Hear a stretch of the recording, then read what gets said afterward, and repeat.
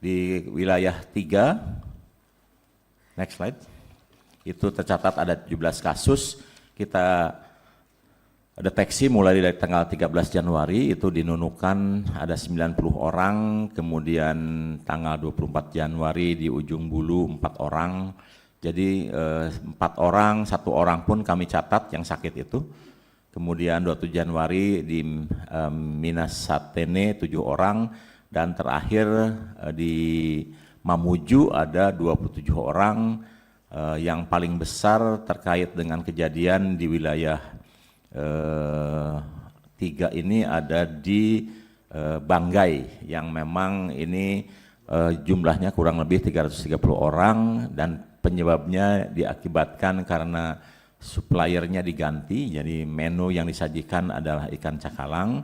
Supplier lamanya sudah biasa mensuplai ikan cakalang dengan kualitas baik, kemudian karena ingin mengakomodir potensi sumber daya lokal, nelayan lokal, kemudian suppliernya diganti dengan supplier lokal dan kelihatannya secara kualitas supplier bahan baku belum bisa menandingi supplier lama, sehingga terjadilah gangguan terkait dengan alergi pada penerima manfaat yang mencapai 338 orang.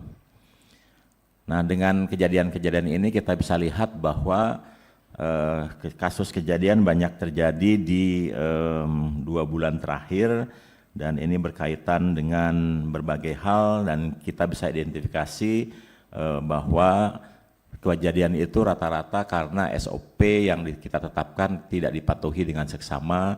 Seperti contohnya pembelian bahan baku yang seharusnya H-2, kemudian ada yang membeli H-4, kemudian juga ada yang kita tetapkan processing masak sampai delivery tidak lebih dari 6 jam, optimalnya di 4 jam.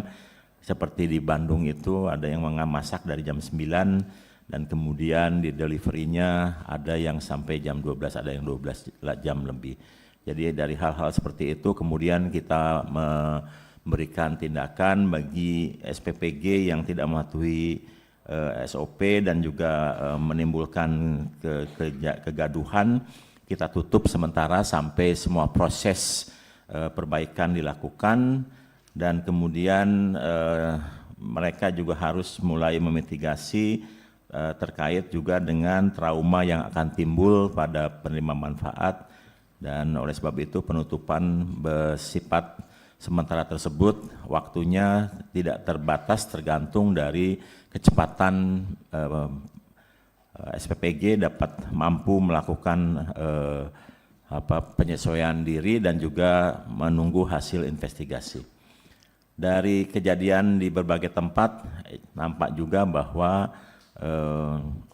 belum semua air di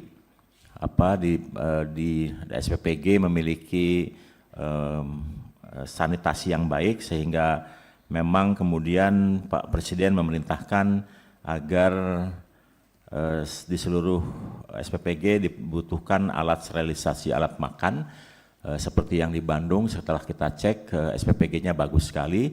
Ketika kita cek apakah mencucinya menggunakan air panas, ternyata belum disiapkan. Dan beberapa SPPG sudah memiliki alat sterilisasi dengan pemanas gas yang bisa memanaskan 120 derajat dalam 1 menit sudah bisa sterilisasi terkait dengan alat makan.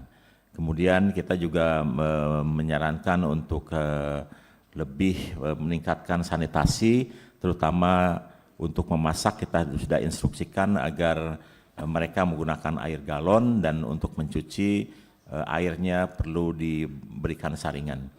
Dan kami sebenarnya sudah membuat peraturan keputusan kepala badan terkait dengan sertifikasi, persiapan sertifikasi yang 2 yang akan kita lakukan, yaitu sertifikasi laik higiene dan sanitasi, yang nanti mungkin Pak Menteri Kesehatan akan lebih rinci menjelaskan itu. Selain itu kami juga tidak hanya berkait dengan sanitasi, kami juga ingin menerapkan sertifikasi keamanan pangan yang berupa HACCP, ya. Dan ini dalam proses persiapan untuk menentukan lembaga independen yang tersertifikasikan yang mampu melakukan sertifikasi keamanan pangan. Jadi di SPPG nanti akan berlaku 2 sertifikasi, yaitu sertifikasi higienis SLHS dari Kementerian Kesehatan atau Dinas Kesehatan, dan kemudian sertifikasi HACCP dari lembaga independen untuk keamanan pangan. Jelajahi cara baru mendapatkan informasi. Download Metro TV Extend sekarang.